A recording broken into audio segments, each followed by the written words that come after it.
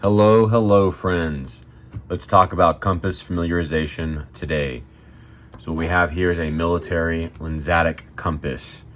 The actual company, it's available for civilians. It's Kamenga, I believe is how you spell that, or pronounce that rather. That's how it's spelled, is right there.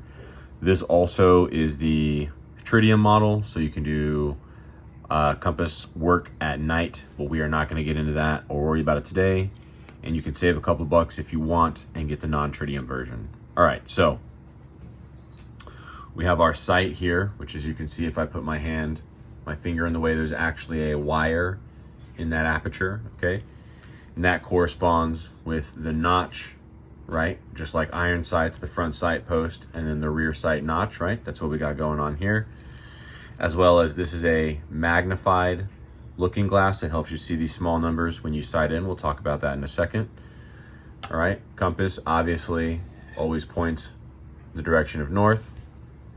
We can see the red numbers. Where are we at? Can we focus? We can see that the red numbers there, those are in degrees, and then the black numbers are in milliradiant. All right, so it has both of those options available. Wonderful. We're going to swap views and talk about this a little bit more. So what you're going to want to do is you're going to want to hold the compass in your fingers by the clasp like this. Align these items as such so you can look through your eye, through the magnifier, and see the fine printed numbers. And then you can also, without moving much, just adjusting your eyeball, look through the rear sight and the front sight post. I'll give you a better angle of that in a second. But to hold it up to your eye, what that looks like is this. All right, I'll gotta fiddle with it to get it all right for me. But now I'm able to look through and basically use this just like iron sights, and then glance down and identify the exact hash mark that we're at, okay?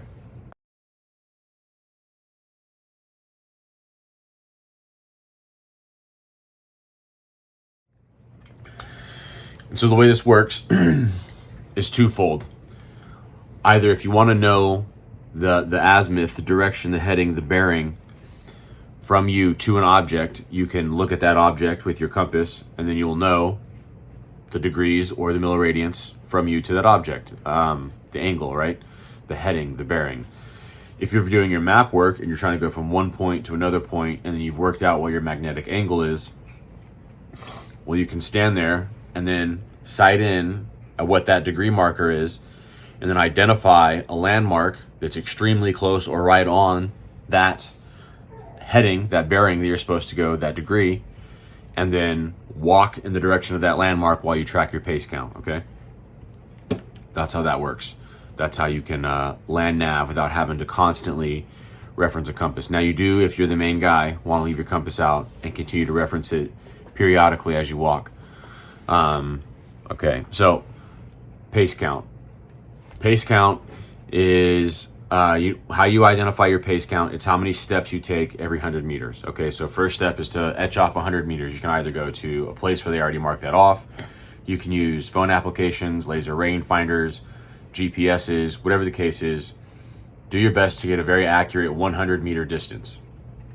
And then you're gonna walk, counting every other step, right? So I like to pick my left foot, so you're gonna just walk normal pace, and then every time your left foot hits the ground, 1, 2, 3, so on and so forth, until you've gone that 100 meters, okay?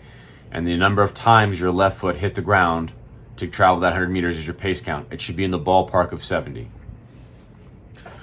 Go ahead and do that a few times, a minimum of 3 up to 5 or 7, right? The more times you do it, and then you're going to take the average of all those numbers, is going to give you a more accurate pace count, okay? You definitely want to do it more than once, just to make sure that you didn't have some funny anomaly in your stride and then now your pace count is forever messed up.